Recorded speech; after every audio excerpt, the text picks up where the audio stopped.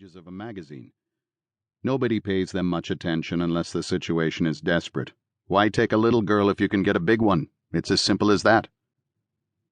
Anyway, on a rainy June evening 2 years ago, Shelley came into the Dunes saloon with two fellows who wore beards and $100 tennis shoes. They were all graduate students in anthropology at University of Michigan and were looking for an old Chippewa herbalist I was talking to at the bar. They came over and introduced themselves, and Claude announced it was his birthday. "How wonderful," said Shelley. "How old are you? We've driven 350 miles to talk to you." Claude gazed at the three of them for a full minute, then sped out of the bar. When the screen door slammed, Shelley looked at me. "What did we do wrong?" she asked. "God damn it, we blew it," said the red-headed fellow with a big Adam's apple. "You missed your cue. When Claude says it's his birthday, you're supposed to ask if you can buy him a drink. If someone else is buying, he drinks a double martini," I said. "Is there a chance we can make up for this?" said the third, a blonde-haired little fellow in a Sierra Club t-shirt. "We were counting on talking to him." Shelley pushed herself closer, unconsciously using her breasts to lead. "Are you related? I mean, are you an Indian?" "I don't talk about my people to strangers. Now, I'm no more Indian than a keg of nails. At least I don't think there's any back there. I grew up near the reservation over in Escanaba, and a lot of Indians aren't even Indian so far as I can tell.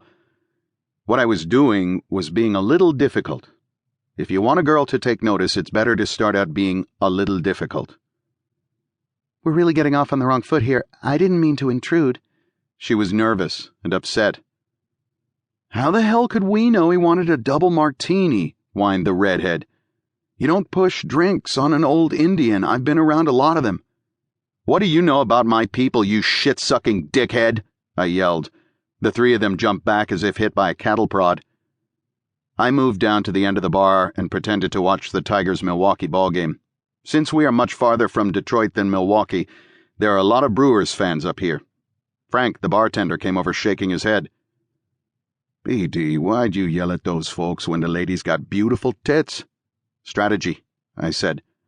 "She'll be down here with a peace offering pretty soon." The three of them were huddled by the window table, no doubt figuring their next move.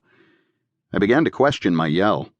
In fact, I'm not known to raise my voice unless you set off a firecracker right behind me.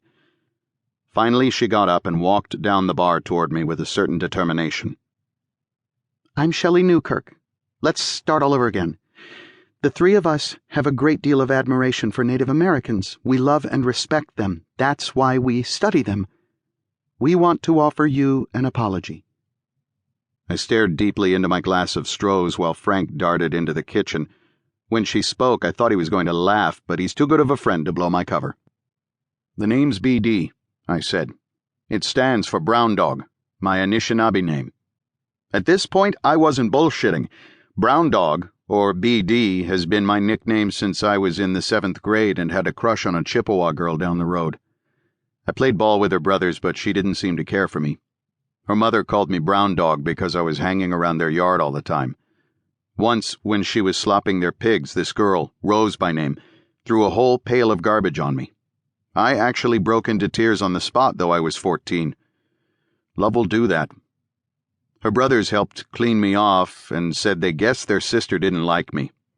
I didn't give up, and that's why the name stuck with me.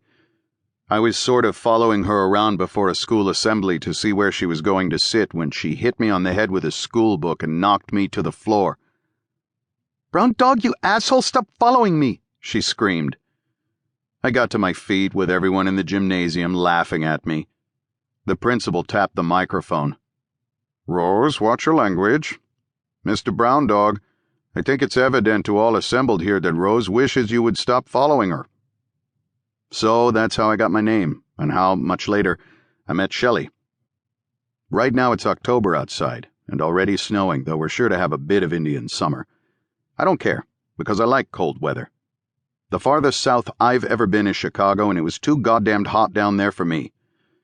It was okay when I got there in March, but by June, I was uncomfortable as hell with the bad air and heat.